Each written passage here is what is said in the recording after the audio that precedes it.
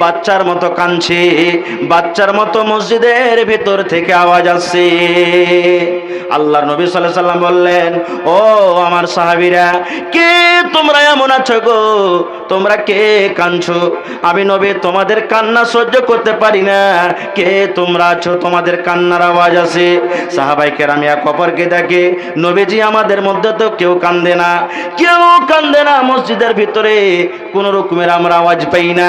এই দেখতে দেখতে সাহাবায়ে কেরাম বলছেন যে কিছুক্ষণ পর ওই কান্দার আওয়াজ মসজিদের ভিতরে আমরাও শুনতে লাগলাম। কে কাঁদছে মসজিদের ভিতরে? কান্নার আওয়াজ পাওয়া যায় কিন্তু লোকটাকে দেখা যায় না কে কান্দে। আহারে দয়ার নবী জানতে পারলেন কে কান্দে, কে কান্দে, কে কান্দে। ওরে মুসলমান, ওই পুরাতন মিম্বার, যে মিম্বারের উপরে নবী আগে দাঁড় হয়ে খুতবা দিতেন, ওই পুরাতন মিম্বারের ভিতর থেকে বাচ্চার কান্নার মতো আওয়াজ আসছে। ওই পুরাতন মিম্বার হেঁচকে তুলে তুলে তুলে কান্দে। দয়ার নবী নেমে গেলেন, নেমে যাওয়ার পর ওই পুরাতন মিম্বারের কাছে গিয়ে নবীজি এরকম ভাবে হাত ফিরেছেন, মিম্বারটাতে হাত ফিরেছেন, চুপ চুপ চুপ, আর তুমি কেঁদো না, চুপে যাও, তুমি চুপে যাও, কেঁদো না। আরে মুসলমান, আমি আপনি জানি, আপনি যখন গুমানি বাজার যাবেন, বারারভা বাজার যাবেন, আপনি গাড়ি নিয়ে বের হয়েছেন, সাইকেল নিয়ে বের হয়েছেন, আপনার 5 বছর 7 বছরকার যদি বাচ্চা থাকে বাড়িতে, আপনাকে বলবে আব্বা আপনি কোথায় যাচ্ছেন? না তো বাবা রে বাজার যাচ্ছি। ছেলেটা বলবে আব্বা আমিও যাব। আপনি বলবেন না রে বাবা তুই যাইস না, তোকে নিয়ে যাব না। বাচ্চা যদি বাজারে সাথে নিয়ে না যান বন্ধুরে, বাচ্চাটা কাঁদতে লাগবে। আপনি যদি তাকে বাড়িতে রেখে চলে যান, আধ ঘন্টা 1 ঘন্টা পর যখন বাজার থেকে আসবেন, দেখবেন দুয়ারে দাঁড় হয়ে, গলিতে দাঁড় হয়ে হয়ে বাচ্চাটা এখনো কান্দিতে আছে। আপনাকে ময়ে লেগে যাবে, আপনাকে দয়া লেগে যাবে। আপনি তখন কি করবেন? ওই সোনামুখী বাচ্চাটাকে, কলেজার টুকরাটাকে আপনি এরকম ভাবে বুকে জড়িয়ে বলবেন, বাবারে চুপ চুপ, আবার যখন আমি বাজার যাব তখন তোকে সাথে নিয়ে যাব। ওই টাইমে আমরা কি দেখবো বন্ধুরে?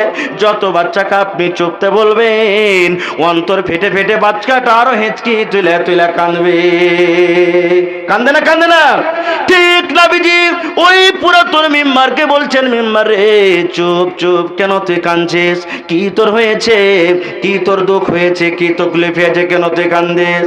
রে মুসলমান, ওই পুরাতন মিম্বারের মুখ ফুটে গেল। এবার ওই পুরাতন মিম্বার বলছেন, আল্লাহর নবী গো, এই জন্য আমি কান্দি গো নবীজি। এতদিন আপনি আমার ওপরে দাঁড় হয়ে হয়ে আপনি খুতবা দিলেন, আপনার কথাগুলো আমি পাঞ্জর থেকে শুনতে পাচ্ছিলাম গো নবীজি। এখন আপনি পুরাতন বলে দূরে আমাকে রেখে দিয়েছেন, আপনি তো আর দাঁড় হয়ে আমার পরে খুতবা দিবেন না, আপনার কথাগুলো তো আমি আর কাছে হয়ে শুনতে পাবো না গো নবীজি। এই জন্য আমার অন্তরটা ফেটে গেছে, আমি সহ্য না করতে পেরে আমি কাঁদতে লাগলাম। আরে মুসলমান, কেন আমি হাদিসটা বললাম? একটা গাছে একটা পুরাতন মিম্বার, যার জন্য জান্নাত নাই, যার জন্য জাহান্নাম নাই, যার কিয়ামতের দিন হিসাব কিতাব হবে না, সেই নবীর জন্য, সেই নবীর কথা শোনার জন্য যদি এরকম ভাবে কান্দে পাগল হয়ে থাকে, রে মুসলমান, আপনি মানুষ আমিও মানুষ, আমার জন্য জান্নাত আছে, আপনার জন্য জাহান্নাম আছে, আমার জন্য কিয়ামতের দিন হিসাব হবে, আপনারও কিয়ামতের দিন হিসাব হবে। বলেন সেই আখির নবীর উম্মত আমরা, সেই নবীর কথা শোনার পর আমরা কতটুক তার প্রতি মানছি আর তার ইত্তেবা করছি? ফয়সালা করেন, কতটুকু আমরা মানছি? মানি না তো, আমরা পা দিয়ে কুচলে চলে যাচ্ছি। হায় রে আল্লাহ, আপনারা বলবেন হ্যাঁ এটা বিশ্বাস লাগে না খো, গাছ লোকড়ি কখন কথা কইতে পারে? জি, হাদিসের কথা কোনো গল্প কিসসা কাহিনী বলিনি। এর আগে আপনারা শুনেছেন, জানছেন, পড়েছেন, হযরত ইব্রাহিম আলাইহিস সালামকে আগুনে ফেলা হয়েছিল না হয়নি? জোরে বলেন, হয়েছিল। এবার আল্লাহ তাবারাক ওয়া তাআলা কি বলছেন? আগুনকে ডাইরেক্ট, ইয়া নারু কুনি বারদান ওয়া সালামান আলা ইব্রাহিম। আয় আগুন, তোকে আমি তৈরি করেছি রে, তুই আমার হলে একটা মাখলুক, তোর কাম হলো মানুষকে জ্বালিয়ে দেওয়া, লোকরিকে জ্বালিয়ে দেওয়া, সব কিছুকে জ্বালিয়ে দেওয়া রে। কিন্তু আগুন রে শুন, তোর মধ্যে আমার পায়গাম্বার নবী ইব্রাহিম খলিলুল্লাহ আমার দোস্ত, ওর কমেরা আগুন তোর ভিতরে ফেলে দিয়েছে। জেনে রাখ আগুন রে, তোর কাম হলো জ্বালিয়ে দেওয়া, পুড়িয়ে দেওয়া। জ্বালিয়ে দেওয়া, পুড়িয়ে দেওয়ার জন্য আমি আল্লাহ তোকে সৃষ্টি করেছি রে আগুন। কিন্তু শুন শুন শুন, আমি আল্লাহ তোকে আদেশ করে আগুন রে আমার ইব্রাহিমের একটা পশম রুয়া পর্যন্ত না জ্বলে। জ্বলেছিল? জ্বলেনি। তাই কবি বলছেন, কত যত্ন বানায়াছ আল্লাহ আমার নবীকে, নবী আমার ইব্রাহিম ছিলেন, নামরুদ বাদশাহ আগুনে ফেলে, আগুন হইল ফুল বাগান, বেঁচে গেল নবীর প্রাণ। আগুন হইল ফুল বাগান, বেঁচে গেল নবীর প্রাণ। একটি পশম জ্বলল না, কত যত্ন বানায়াছ আল্লাহ আমার নবীকে। এত সুন্দর নবী, ওয়াতই প্যারা নবী, এত সুন্দর নবী, ওয়াতই প্যারা নবী। সর্বের সেরা আমার নবী, তাহার জোড়া নাই। কত যত্ন বানায়াছ আল্লাহ আমার নবীকে। নবী আমার মুসা ছিলেন, তোর পাহাড় নবী গিয়েছিলেন। খোদার নূরে পাহাড় জ্বলল, পাহাড় জ্বলে সুরমা হইল। খোদার নূরে পাহাড় জ্বলল, পাহাড় জ্বলে সুরমা হইল। তব আমার নবী মুসা জ্বলল না, কত যত্ন বানায়াছ আল্লাহ আমার নবীকে। নবী আমার মুহাম্মদ ছিলেন সাল্লাল্লাহু, তয়েফের মাঠে নবী গিয়েছিলেন। পাথর খায়ে রক্তিত হইলেন, রক্ততে নবী রক্তিত হইলেন। পাথর খায়ে রক্তিত হইলেন, রক্ততে নবী রক্তিত হইলেন। তব আমার নবী বদুয়া করলেন না, কত যত্ন বানায়াছ আল্লাহ আমার নবীকে। এত সুন্দর নবী, ওয়াতই প্যারা নবী। সর্বের সেরা আমার নবী, তাহার জোড়া নাই। কত যত্ন বানায়াছ আল্লাহ আমার নবীকে। নারে তাকবীর। আর একটু আগে চলেন। আর আমরা কি পাপ করছি? আল্লাহ নবী মুহাম্মদ সাল্লাল্লাহু আলাইহি সাল্লাম বলেছেন, এই যে পায়ে টাকনা আছে, এটাকে টাকনা বলা হয়েছে।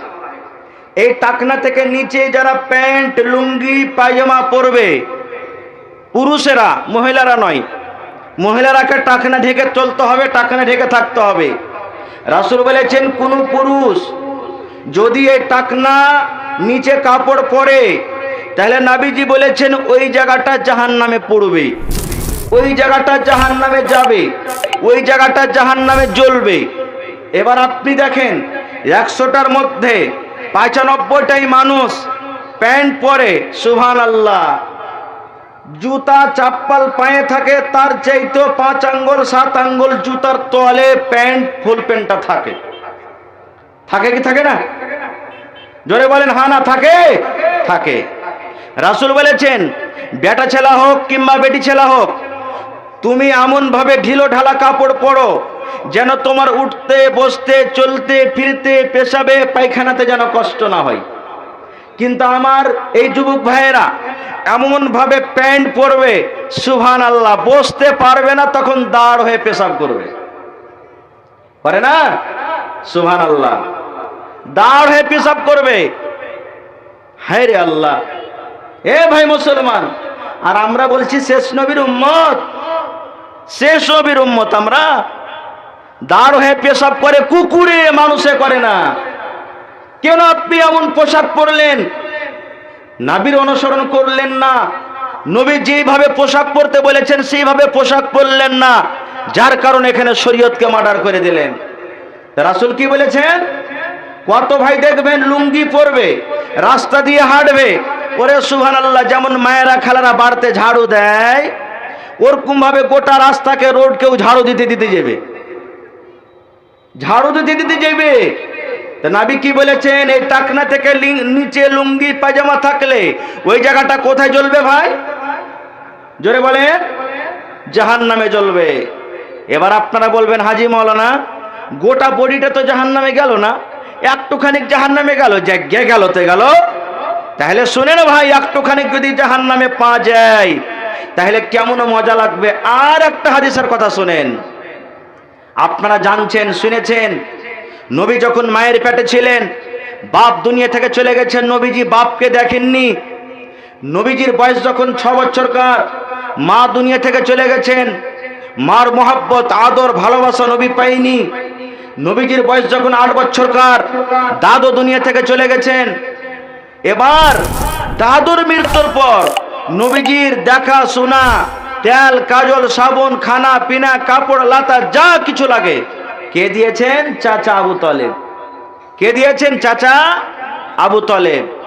চাচা মুসলমান হয়নি, ওই চাচা নবীর জন্য কত কষ্ট করেছেন আপনারা জানছেন।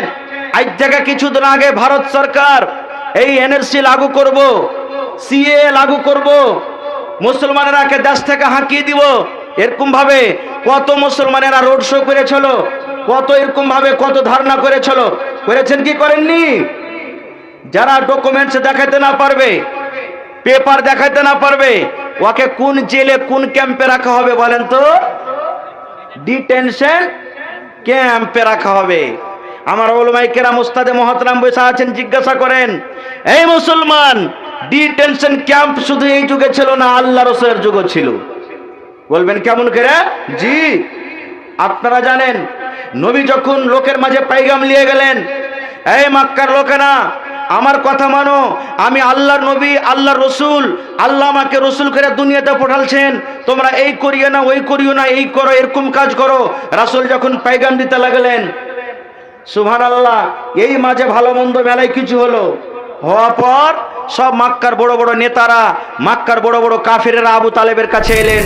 আসার পর বলছেন, আবু তালেব, তুমি তোমার ভাতিজাকে নিষেধ করে দাও যেন আমাদের ধর্মের ব্যাপারে উল্টা পাল্টা কোনো কথা না বলে, না হলে তোমাকে বাইকাট করব, তোমাকে ডিটেনশন ক্যাম্পে রাখবো। ভাতিজার জন্য 3 বছর পর্যন্ত, 3 দিন নয়, 3 মাস নয়, 3 হপ্তাহ নয় বন্ধু, 3 বছর পর্যন্ত বাইকাট হয়েছিলেন, ওই ডিটেনশন ক্যাম্পে ছিলেন 3 বছর পর্যন্ত। এরকম চাচা নবীর জন্য কষ্ট করেছেন, মুসলমান হয়নি। ওই চাচা শেষ টাইম, শেষ সময় দুনিয়া থেকে চলে যাবেন, এখন দুনিয়া ছেড়ে দিবেন। নবীজি জানতে পারলেন আমার চাচার আখরি টাইম, আখরি সময়। নবীজি চাচার কাছে এলেন, আইসা দেখছেন মক্কার বড় বড় নেতা, বড় বড় সর্দারেরা নবীর চাচার পাঞ্জরে বসে আছেন। এবার নবীজি চাচাকে বলছেন, কি চাচা যান, মা দেখেছি কিন্তু মায়ের মহব্বতা পাইনি। চাচা গো, আব্বাজান 2 চোখে দেখিনি, কেমন আবার আব্বাজান ছিলেন। চাচা গো, দাদু দেখেছি, দাদুর মহব্বত মায়া পাইনি। মা হন্তাও আপনি, আব্বা হন্তাও আপনি। চাচা গো, সব কিছু আপনি আমাকে দিয়েছেন, সব কিছু দরকার আপনি আমার পূর্ণ করেছেন, আমার জন্য 3 বছর ক্যাম্পে থেকেছেন। চাচা গো, চাচা আপনি এই শেষ টাইমে, শেষ সময়তে দুনিয়া ছেড়ে চলে যাবেন, চাচা আপনাকে আমি পাইগাম দিয়ে মেসেজ দে, এই শেষ টাইমে শেষ সময়তে চাচা গো বাপ দাদার ধর্মকে ত্যাগ করে আপনি কালেমা লা ইলাহা পড়ে মুসলমান হয়ে যান। চাচা এ মক্কার কত লোক আমার কথা শুনে মুসলমান হয়েছে, তাইফের কত লোক মুসলমান হয়েছে, মদিনার কত লোক মুসলমান হয়েছে, বিভিন্ন জায়গার লোক মুসলমান হয়েছে চাচা, কিন্তু আপনি হলেন আমার চাচা, আমার বংশ, আমার খুন। চাচা গো এই মৃত্যুর টাইমে, এই শেষ টাইমে শেষ সময়তে চাচা গো একবার কালেমা পড়ে আপনি মুসলমান হয়ে যান। কেননা চাচা গো আল্লাহ রাব্বুল আলামিন বেঈমান মুশরিকের জন্য সুপারিশ করতে আল্লাহ আমাকে নিষেধ করেছেন। চাচা গো কোন বেঈমান মুশরিক রব্বুল আলামিন তাকে জান্নাত দিবেন না কিয়ামতের দিন। মুশরিক বেঈমানের জন্য আল্লাহ রাব্বুল আলামিন জান্নাতকে হারাম করে দিয়েছেন, জাহান্নামকে ওয়াজিব করে দিয়েছেন। চাচা চাচা গো এই শেষ টাইমে শেষ সময়তে আপনি একবার কালেমা পড়ে মুসলমান হয়ে যান। মক্কার বড় বড় নেতারা কই যায়, আবু তালেব খবরদার ভাতিজার কথা শুনবি না, খো বাপ দাদার ধর্মকে ত্যাগ করবি না। আপনার ঘরে এলাকা তো হয়েছে, যখন শুরুতে যখন দুয়ালিয়া খুলে ঝামেলা চলছিল, বাপ দাদার কাল থেকে দোয়া করে আসছি, আরে মুলবিরা কাল পড়াইছে মানে দোয়াকে উঠিয়ে দিলে। কত লোক তো এখনো বলে নমাজ আইন নেই না লাগছে, যে বলি সাহেব নমাজে মজা লাগে না, এখনো তো বলছে। কমেরা বলছে খবরদার ভাতিজার কথা শুনবে না।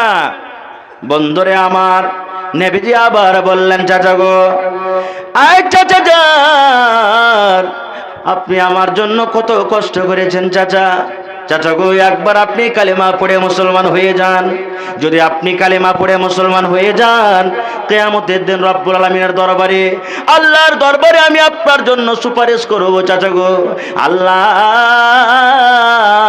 আমার জন্য আমার চাচা কত কষ্ট করেছে, আমার জন্য ক্যাম্পে কত কুরবানি দিয়েছে রব্বুল আলামিন। আল্লাহ আমার চাচা জীবনে নামাজ পড়েনি, রোজা রাখেনি, আল্লাহ আয় রব্বুল আলামিন শেষ টাইমে আমার চাচা কালেমা পড়ে মুসলমান হয়েছে। আল্লাহ তুমি আমার চাচার জীবনের গুনাহকে মাফ করে আল্লাহ তুমি জান্নাত দিয়ে দাও। চাচা একবার আপনি কালেমা পড়ে মুসলমান হন, আল্লাহর দরবারে আপনি আপনার জন্য আমি সুপারিশ করব। চাচাকে যদি আপনি মুসলমান না হন, কালেমা পড়ে যদি মুসলমান না হন, তাহলে আপনার জন্য আল্লাহর দরবারে আমি কোন রকমের সুপারিশ করতে পারবো না। চাচা কালেমাটা পড়লেন আপনি, বারবার নবীজি বলছেন, বারবার মক্কার বড় বড় নেতা সরদাররা বলছে না খবরদার ভাতিজার কথা তুই শুনবি না, বাপ দাদার ধর্মকে ছাড়বি না। রে মুসলমান, শেষ পর্যন্ত আবু তালেব কি বলে মরেছেন দেখেন। আবু তালেব বলছেন ভাতিজা রে, আমি জানি রে ভাতিজা তুই হলি আখরি নবী, আখরি পয়গম্বর। আমি জানি তোর পরে আল্লাহর কিতাব কোরআন আছে, তোর কাছে ফেরেশতা আছে। আই ভাতিজা মুহাম্মদ, তোর ধর্ম সত্য, তোর আল্লাহ এক, আমি সব জানি রে। কিন্তু এই টাইমে সময়তে যদি আমি কালেমা পড়ে মুসলমান হয়ে যাই, মক্কার লোকেরা আমাকে গালি দেবে, আমার বাপকে গালি দেবে, আমার বংশকে গালি দেবে। দেখো রে দেখো, শেষ টাইমে শেষ সময়তে আবু তালেব নিজের বাপ দাদার ধর্মকে ত্যাগ করে ভাতিজার ধর্মকে কবুল করে নিয়েছে। এই জন্য ভাতিজা আমি তোর ধর্ম কবুল করব না, আমি কালেমা পড়ব না। আমার আবাই ধর্ম, যেই ধর্মে আমার বাপ দাদারা দুনিয়া থেকে চলে গেছেন, ওই ধর্মে আবু তালেব আমি দুনিয়া থেকে চলে গেলাম। মুসলমান হইলেন না, শেষ কথা চাচা মরে গেলেন, নবীজির চোখ দিয়ে এই কোনা দিয়ে পানি ঝরতে লাগলো। সাহাবাই কেরামেরা বলছেন নবীজি কেন আপনি কাঁদছেন? চাচা মরেছে এই জন্য আপনাকে কষ্ট হয়েছে, অন্তর কান ফাটে। আল্লাহ নবী বললেন সাহাবীরে আমার চাচা মারা গেছে এই জন্য আমি কান্দি না, তবে কেন কাঁদছেন গো নবীজি? বলছেন সাহাবীরে এই জন্য আমি কান্দে। আমার চাচা আমার জন্য এত কোরবানি করেছেন, এত কষ্ট করেছেন, সারা জীবন দেখাশোনা, প্যার মহব্বত, কাপড় লাতা, তেল সাবুন সব দিয়েছে রে, কিন্তু শেষ টাইমে আমার চাচা আমার পরে ঈমান আনলো না, আল্লাহকে এক বলে বিশ্বাস করলো না, আমার চাচা কালেমা পড়ে মুসলমান হলো না, আমার চাচা মুশরিক হয়ে মারা গেল। এই জন্য আমার চাচাকে সারা জীবনের মতো রব্বুল আলামিন জাহান্নামের ভিতরে রাখবেন। এই জন্য আমি কাঁদছি। কিন্তু হ্যাঁ, নবীজি বললেন আল্লাহ আমার চাচার উপরে একটু দয়া করবেন, আল্লাহ আমার চাচার উপরে একটু রহম করবেন। কি দয়া? জাহান্নামের ভিতরে সব থেকে যেটা ছোট আযাব, ওই আযাবটা রব্বুল আলামিন কিয়ামতের দিন আমার চাচাকে দেবেন। ওর চাইতে ছোট আযাব আর জাহান্নামের ভিতরে নাই। কি আযাবটা? আল্লাহ রাসূল সাল্লাল্লাহু আলাইহি ওয়াসাল্লাম বললেন, সাহাবীরে, পায়ে আগুনের জুতা কিয়ামতের দিন আমার চাচার পরিয়ে দেওয়া হবে। আজকে যেমন আমরা জুতা পরে পায়ে যেন ঠান্ডা না লেগে যায়, গরম যেন না লেগে যায়, পা যেন গরম হয়ে থাকে। আরে মুসলমান, আল্লাহ রাসূল বললেন কিয়ামতের দিন আমার চাচার পায়ে আগুনের জুতা রব্বুল আলামিন দিয়ে দিবেন। ওই আগুনের তাপ উঠতে উঠতে উঠতে উঠতে উঠতে উঠতে উঠতে উঠতে মাথা পর্যন্ত আসবে। আপনারা দেখবেন বাড়িতে মায়েরা খালারা যখন ভাত রান্না করে, ভাত যখন ডগমগ ডগমগ করে পানিটা ফুটে, গড় গড় গড় গড় করে যখন পানিটা ফুটে যায়, আল্লাহ রাসূল বললেন, সাহাবীরে, ওই আগুনের জুতা পায়ে দেওয়া হবে। ওই তাপ উঠতে উঠতে উঠতে মাথা পর্যন্ত যাবে। ওই গরম তাপের কারণে মাথার মগজগুলা গড় গড় গড় করে ফুটবে। রাসূল বলেছেন কিয়ামতের দিন জাহান্নামের ভিতরে সবচেয়ে ছোট আযাব, ইয়ার চাইতে ছোট আযাব আর জাহান্নামের ভিতরে নাই। এবার বলেন, জাহান্নামের কি আবু তালেবের কি গোটা পায়ে জুতা পরা হবে জাহান্নামের, না সামান্য একটু জুতা পরা হবে? সেই তাপ উঠে যদি মাথার মগজ ফুটে রে মুসলমান, তাহলে আপনি যদি এই টাকনা থেকে নিচে লুঙ্গি পায়জামা পরেন আর বলেন একটুখানি গেল তো কি হলো, গোটা বডি তো বাঁচলো। এবার বলেন কেমন মজা লাগবে কিয়ামতের দিন জাহান্নামে। আর একটু আগে চলেন, হযরত উমর রাদিয়াল্লাহু তাআলা আনহু দ্বিতীয় রাজা, দ্বিতীয় খলিফা, নবীজি যখন দুনিয়া থেকে চলে গেলেন, রাজা হলেন কি হযরত আবু বকর রাদিয়াল্লাহু তাআলা আনহু। আবু বকর রাদিয়াল্লাহু তাআলা আনহু যখন দুনিয়া থেকে চলে গেলেন, রাজা হলেন কি হযরত উমর রাদিয়াল্লাহু তাআলা আনহু। ফজরের নামাজ পড়ছেন, আল্লাহু আকবার বলে হাত বেঁধেছেন, এখানে সিনাতে হাত বেঁধেছেন, বায়েত বায়ে শুরু করেছেন পড়তে। আর এক যুবক, এক নওজওয়ান হযরত উমর রাদিয়াল্লাহু তাআলা আনহুকে মারার জন্য ছোরা নিয়েছিল। যেমনই নামাজ শুরু করেছেন, পেটে ছোরা ভরে দিয়েছেন। এসে আহা, ছোরা ভরে দিয়েছেন। হযরত উমর ফারুক বেহুশে পড়ে গেলেন। একজন সাহাবী এসে ছোট্ট ছোট্ট সূরা পড়ে নামাজ পড়িয়ে শেষ করলেন। এবার এত বড় জখম, রক্ত থামে না, রক্ত পেট দিয়ে বের হয়ে চলে যায়, শরীরের সমস্ত রক্ত বের হয়ে গেল। এবার সাহাবীদের মধ্যে একজন বলছে, আরে দুধ নিয়ে এসো, আমিরুল মুমিনিনকে দুধ দাও। দুধ যদি পান করে তো হয়তো একটু শরীরে তাকত আসবে, খুন শক্ত হয়ে গেছে, একটু দুধ নিয়ে এসো। এরে মুসলমান, জখম কত বড় হয়েছে দেখেন, মুখ দিয়ে দুধ দেয়, আর যে জায়গাতে জখম লেগেছে ওই জখম দিয়ে সমস্ত দুধ হয়ে বের হয়ে যায়। চারিদিকে খবর হয়ে গেল, আমিরুল মুমিনিনকে মার্ডার করে দেওয়া হয়েছে, আমিরুল মুমিনিনকে মার্ডার করে দেওয়া হয়েছে, মুসলমানের রাজাকে মার্ডার করে দেওয়া হয়েছে। সব দেখতে আসেন, দেখে যায়, দেখতে আসেন, দেখে যায়। এতিমধ্যে এক যুবক, এক নওজওয়ান, উনিও হযরত উমর ফারুককে দেখতে এসেছেন। দেখার পর রে বন্ধু, হযরত উমর রাদিয়াল্লাহু তাআলা আনহুর এখনো হুঁশ বাকি আছেন। দেখার পর ওই যুবক, ওই নওজওয়ান এক পা দু পা তিন পা করে বাড়ির দিকে রওনা হয়েছে। হযরত উমর রাদিয়াল্লাহু তাআলা আনহুর ওই যুবকের দিকে নজর পড়ে গেছেন। এবার যুবককে ডাক দিয়ে বলছেন, এরে আল্লাহর বান্দা, আরে আল্লাহর বান্দা, তুমি আমার কাছে এসো রে, আমার কাছে তুমি এসো, এখানে এসো তুমি। ওই যুবক পাঞ্জরে চলে এসেছেন। হেরা তোমার বলছেন, আরে আল্লাহর বান্দা উমারকে তুমি দেখতে এসেছো রে। উমার যদি আজকে মার্ডার হয়ে যায়, উমার যদি আজকে দুনিয়া থেকে চলে যায়, উমার যদি মরে যায়, দিনের কোনো ক্ষতি হবে না রে, দিনের কোনো ক্ষতি হবে না। কিন্তু নবীর যদি একটা কথা না মানা হয়, নবীর যদি একটা সুন্নাতকে না মানা হয়, নবীর যদি একটা ফরমানের না ফরমানি করা হয়, তাহলে অনেক ক্ষতি হয়ে যাবে রে যুবক, অনেক ক্ষতি হয়ে যাবে। ওই যুবক বলছেন, আমিরুল মুমিনিন আমাকে কেন আপনি কথা বলছেন? আমি কি ভুল করলাম? কি নবীর আমি নাফরমানি করেছি? আবার হযরত ওমর রাদিয়াল্লাহু তাআলা আনহু বলছেন, আরে যুবক, ওমর যদি মরে যায় দিনের কোনো ক্ষতি হবে না রে, দিনের কোনো নুকসান হবে না রে। কিন্তু নবীর যদি একটা কথা না মানা হয়, নবীর যদি একটা নাফরমানি করা হয়, অনেক ক্ষতি হয়ে যাবে। বলছেন আমাকে বুঝিয়া বলেন আমিরুল মুমিনিন। হযরত ওমর রাদিয়াল্লাহু তাআলা আনহু বলছেন, আরে আল্লাহর বান্দা যুবক, তুমি আমাকে দেখতে এসেছো রে, ইরফা ইজারাক, এই তোর লুঙ্গিটার দিকে দেখ, এই তোর তহমনের দিকে দেখ, কিংবা ইরফা সাওবাকা, এই লুঙ্গিটা উঁচা করে পর, এই তোর টাকনা থেকে নিচে লুঙ্গি আছে রে। আল্লাহ রাসূলের হাদিস আছে, লুঙ্গি পায়জামা প্যান্ট পরতে গেলে টাকনা থেকে উঁচা করে পরতে হবে। তুই দেখ কত টাকনা থেকে নিচে করে তুই লুঙ্গি পরে আছিস। যুবক রে, ইরফা ইজারাক, তোর লুঙ্গিটা তুই উঁচা করে পর, উঁচা করে পড়তে গেলে দিন বাজবে, একটা সুন্নাতের পরে আমল হবে।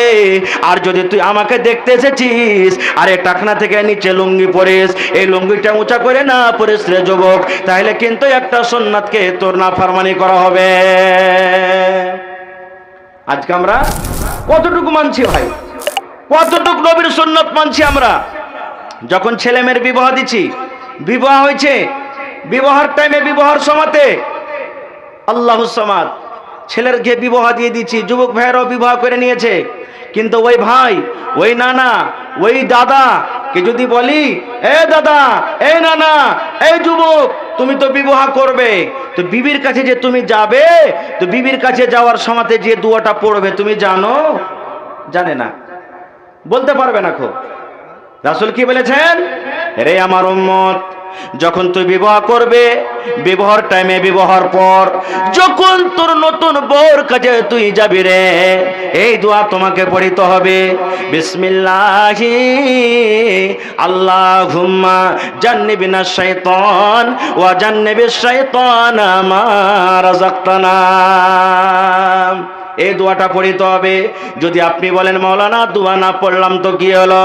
আরে মুসলমান, আমার কথা নয়, আল্লাহর নবী বলেছেন, উম্মত রে, যতবার তুমি জীবনে বিবির কাছে গিয়েছো, আর যতবার তুমি গিয়েছো দোয়া পড়নি রে যুবক, যতবার তুমি গিয়েছো দোয়া পড়নি, বিনা দোয়াতে তুমি বিবির সঙ্গে মিলামিশা করেছো।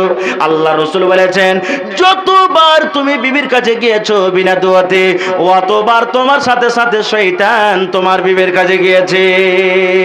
এবার আপনি বলেন, এই মজলিসের মধ্যে কে 10টা ছেলের বাবা হয়ে গেছে, কে 15টা ছেলের বাবা হয়ে গেছেন, কে 5টা ছেলের বাবা হয়েছে? কার বিবাহ করা 40 বছর হয়ে গেল, কার 10 বছর হয়ে গেল, কার 20 বছর হয়ে গেল।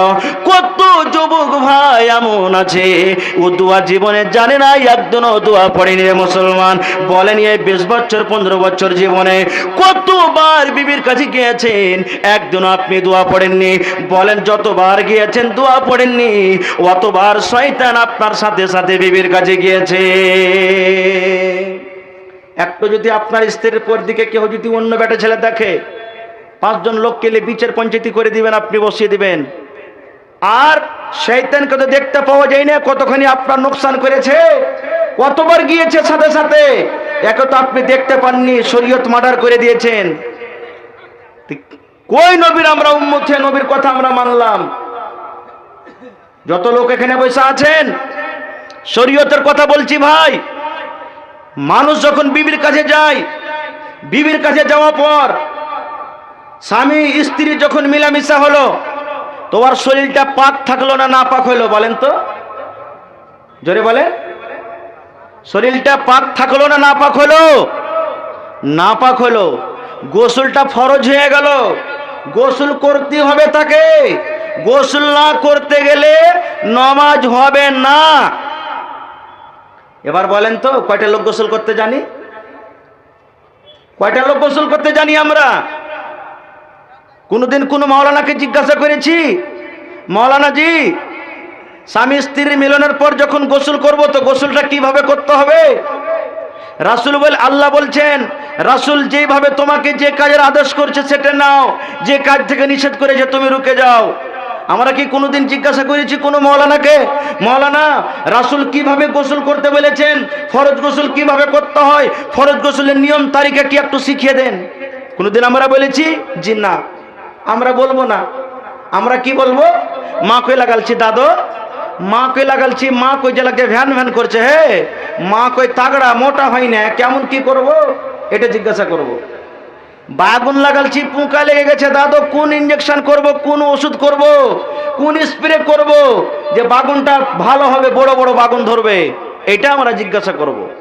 ধান লাগালছি দাদু, কোন বিছনটা ধান লাগাবো, কোন বিছনের ফুল দিব আমরা, জমিতে কোন ধানটা লাগাবো যে বেশি হবে, এটা আমরা জিজ্ঞাসা করব। কিন্তু কোন মাওলানার কাছে আমরা এই নবীর তারিখে আমরা শিখতে যাব না। খুব জেনে রাখেন ভাই, কথা যখন এলো বলে দিই, ফরজ গোসল কেমন করে করতে হয়, ফরজ গোসলের নিয়ম কানুন কি। স্ত্রী পুরুষ, স্বামী স্ত্রীর গোসলের নিয়ম কানুন একটাই, কোনো আলাদা নেই, কোনো আলাদা নেই, একটাই নিয়ম কানুন। যারা জানছেন আমি যেভাবে বলছি, রাসূলের হাদিস বলছি, যদি এইভাবে আপনি গোসল করেন আলহামদুলিল্লাহ, এইভাবে যদি আপনার গোসল না হয় তাহলে জেনে রাখেন জীবনে একদিন আপনার গোসল হয়নি, একদিনও গোসল হয়নি। খুব কিভাবে রাসূল বলেছেন? রাসূল বলেছেন যখন আপনার স্বামী স্ত্রীর গোসল করার ইচ্ছা হবে যে হ্যাঁ এখন গোসল করব, তো রাসূল বলেছেন তুমি প্রথমে পেশাব করো, পেশাব করো। পেশাব করতে গেলে কি হবে? পেশাবের রাস্তাতে, পেশাবের নালাতে যে ময়লা আছে, যে গান্দা লেগে আছে, পেশাব করার সাথে সাথে ওটা ধুয়ে গেল, সাফ হয়ে গেল। তারপরে রাসূল বলেছেন নিজের নিজের আপন আপন লজ্জাস্থান সারাঙ্গাটাকে ভালো করে তোমরা ধুয়ে নাও। তারপরে রাসূল বলেছেন এই বাম হাতটাকে তুমি মাটিতে মাঞ্জো, মাটিতে না মানবেন, এখন সাবুন হয়েছে সাবুনও মানতে পারেন। তারপরে রাসূল বলেছেন তুমি অমনি ভাবে ওযু করো যেমনি ভাবে নামাজের জন্য ওযু করা হয়। কি বলেছেন? তুমি অমনি ভাবে ওযু করো যেমনি ভাবে নামাজের জন্য ওযু করা হয়। কেমন করে ওযু করতে হয়, কিভাবে ওযু করতে হয়? কত লোক আমরা নামাজ পড়ি, নামাজ তো পড়িতে আসি কিন্তু ওযু করতে আমরা জানি না, ওযু করার নিয়ম কানুন আমরা জানি না। ওযু না ওযু, নামাজ না নামাজ, চলে গেলাম বাপ দাদার একটা রিসমের আওয়াজ, পারাম্পারা নামাজ পড়তে হবে, যা ঠাক ঠুক করে চলে এলাম। এই ভাই মুসলমান, কেমন ভাবে ওযু করতে হবে রাসূল বলে দিয়েছেন। যখন তুমি ওযু শুরু করবে এখান থেকে যখন তুমি হাত কান ধোবে তখন বিসমিল্লাহ পড়তে হবে। কি পড়তে হবে? জোরে বলেন, বিসমিল্লাহ। কত লোক ভাই একবারে আইটা সাইটা মজবুত বলে বিসমিল্লাহির রহমানির রহিম। জিনা গোটা আর রহমানির রহিম বলা চলবে না, খুব শুধু বিসমিল্লাহ পড়বেন। পড়ালেখা যখন করবেন তখন আর রহমানির রহিম লাগিয়ে দিবেন, বাকি যে কাজ আছে শুধু বিসমিল্লাহ পড়বেন। এবার তিনবার আপনি এখান থেকে ধুয়ে নিলেন, তিনবার ধোয়াটা হলো সুন্নাত তারিকা। এই লোকের মাঝে মাঝে ফাঁকে ফাঁকে লোক গেলে এরকম করে দিয়ে ভালো করে ভিজিয়ে নেবেন। তারপরে রাসূল বলেছেন তুমি ডাহিন খাবলে পানি লাও, আর তুমি মুখে দাও আধখানি আর আধখানি নাকে দাও, একই সাথে অর্ধেক মুখে অর্ধেক নাকে। আলাদা করে তিনবার মুখে নেবেন, আলাদা করে তিনবার নাকে নেবেন, চলবে না। খুব এটা সহিহ হাদিস নয়। একই খাবল পানি নিলেন, অর্ধেকটা মুখে দিলেন, অর্ধেকটা আপনি নাকে দিলেন, তিনবার ধুলেন, গাড়গাড়া করলেন। স্থান হাদিস আছে যে নাকটাকে ঝাড়লেন। দেখেন স্বামী স্ত্রী পুরুষ মহিলার গোসলের নিয়ম কানুন হলো একটাই, আগে বলেছি। এবার আপনি আবার পানি নিলেন, তিনবার সুন্দর করে মাথায় চেহারাটাকে আপনি ধুইলেন। এক খাবল পানি নিলে যদি দাড়ি আছে দাড়িতে এরকম ভাবে আপনি দিয়ে দিলেন, দাড়ির গোড়া গালা ভিজিয়ে দিলেন সুন্দর করে। তারপরে রাসূল বলেছেন তুমি এই ডান হাতটাকে এখান থেকে তিনবার ভালো করে ধুয়ে নাও, ভালো করে লগড়ে লগড়ে ধোও। তারপরে রাসূল বলেছেন বাম আবার এই বাম হাতটাকে তুমি এখান থেকে তিনবার ধোও, বাম হাতটা তিনবার ধোয়া হয়ে গেল। এবার রাসূল বলেছেন যে আপনি জানাবাতের গোসল করবেন তো মাসা করাটা অতি দরকার নাই, মাসা করলো হবে, না করলো হবে। এবার যদি আপনি মাসা করেন, নামাজ পড়বো, নামাজের জন্য আপনি উজু করবেন, তখনও যদি মাসা করেন, কিভাবে মাসা করবে? কত লোক ভাই পানি লেগ হয়ে গেল মাসা করে? জি না, আল্লাহ তাবারক ওয়া তাআলা 10টা লোক দিয়েছেন। এই দেখেন সুন্দর করে আপনি পানি নিয়ে এর হাতটাকে ঝেড়ে দিলেন, আর ঝেড়ে নিয়ে সুন্দর করে লোক মিলিয়ে এই কপাল থেকে শুরু করলেন। আপনার হাত আস্তে আস্তে আস্তে আস্তে আস্তে এই পিছন দিকে খোপা আছে, এই খোপা পর্যন্ত আসবে। তারপর আপনি আবার আগে ঘুরাইতে লাগেন, ঘুরাইতে ঘুরাইতে ঘুরাইতে যে কপাল থেকে শুরু করেছেন ছেড়ে দেন।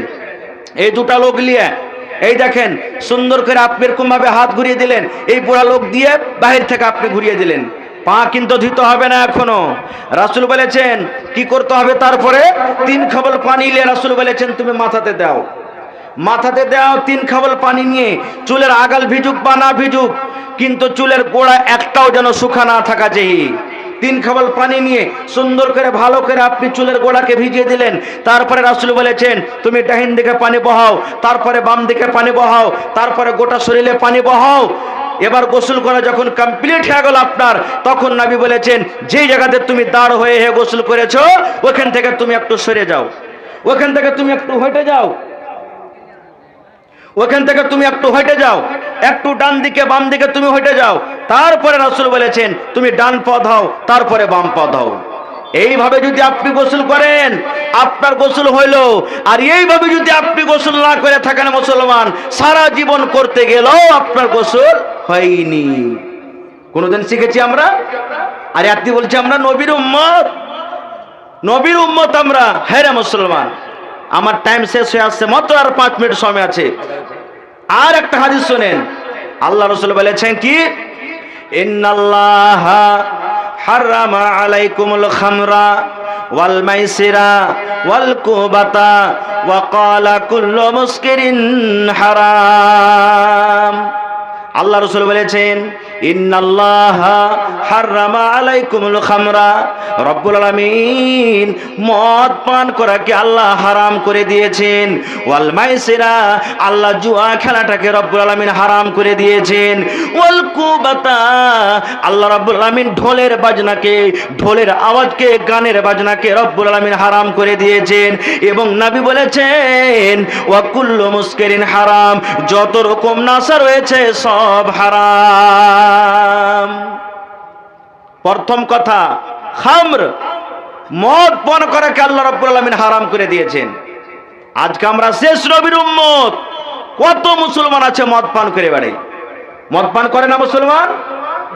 রাসূল বলেছেন জুয়া খেলাটা হারাম। কত মুসলমান জুয়া খেলায়? মুসলমান জুয়া খেলায় না? রাসূল বলেছেন ওয়াল কুবাতা, ঢোলের বাজনা, গানের বাজনাটা হলো হারাম। এই যে কুকুরের বাচ্চা উঠেছে কানে ভরে দেয় ইয়ারফোন, আর চলে গোরো গোরো মুখরাতে কালা কালা চশমা, গোরো গোরো মুখরাতে কালা কালা চশমা, বাচ্চা রাস্তা দিয়ে হাঁটছে, হাঁটে না? এই মুসলমান, কান দিয়ে আপনি শুনলেন না মুসলমান? আল্লাহ রাব্বুল আলামিন কোরআন মাজিদের মধ্যে বলছেন বান্দারে তোমাকে আমি কান দিয়েছি রে বান্দা ভালো কথা শোনার জন্য, চোখ দিয়েছি রে বান্দা ভালো জিনিস দেখার জন্য।